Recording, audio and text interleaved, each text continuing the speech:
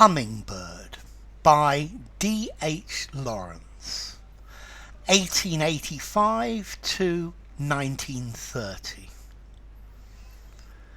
I can imagine in some other world, primeval-dumb, far back in that most awful stillness that only gasped and hummed, hummingbirds raced down the avenues. Before anything had a soul, while life was a heave of matter half inanimate, this little bit chipped off in brilliance and went whizzing through the slow, vast, succulent stems. I believe there were no flowers then in the world where the hummingbird flashed ahead of creation. I believe he pierced the slow vegetable veins with his long beak. Probably he was big as mosses and little lizards they say were once big. Probably he was a jabbing, terrifying monster. We look at him through the wrong end of the long telescope of time. Luckily for us.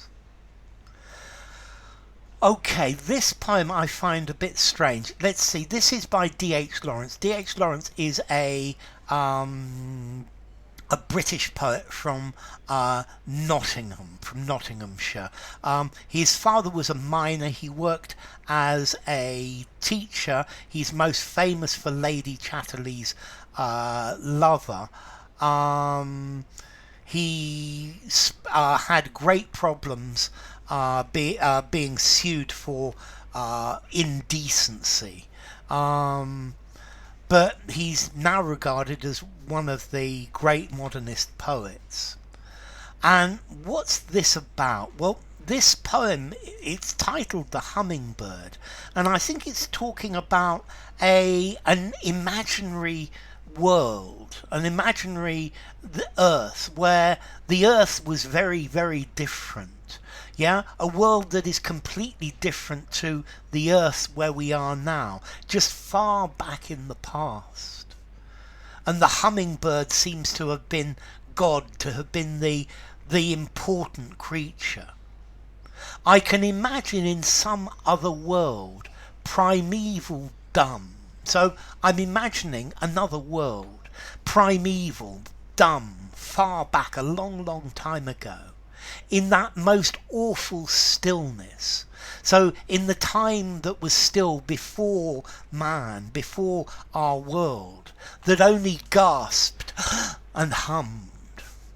Hummingbirds raced down the avenues. So this hummingbird was the creature, and it flew wildly around before anything had a soul. So I think this is in the time before we know anything about, while life was a heave of matter half inanimate. Okay, so life now was developing, yeah? Life was matter. And I think this hummingbird, to me, it feels like the spark of life, the beginning of existence. This little bit chipped off in brilliance. So the hummingbird broke off from the matter and went whizzing through the slow, vast, succulent stems. And this hummingbird went flying about. I love this slow, vast, succulent stems. I believe there were no flowers then, so the hummingbird didn't eat the nectar of flowers in the world where the hummingbird flashed ahead of creation. So the hummingbird was before all creation. Yeah, the hummingbird was there before there was life.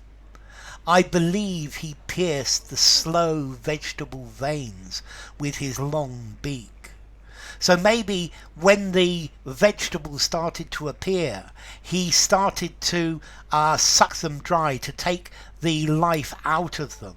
So maybe he's taking the life out of everything, and this hummingbird is more powerful than anything that's there. Probably he was big. So I imagine this hummingbird as a big important thing.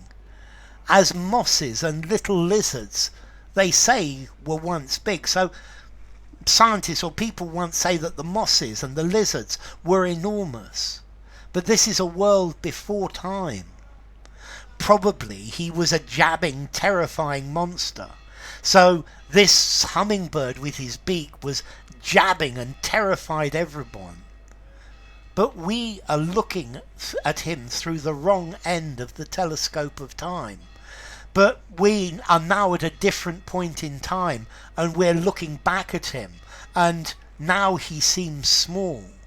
And that was lucky for us. So we're lucky that the hummingbird isn't, and we, instead of looking at the hummingbird as something important, we ought to look at it as something that is more important. So maybe it's also saying that we do not understand the importance of many things from the past. So it would be terrifying to see this creature as it was. Now it's a beautiful little thing, but what was it like then? Whoa. So enough. If you enjoyed the video, give it a rating, subscribe to my channel, and I'll see you soon.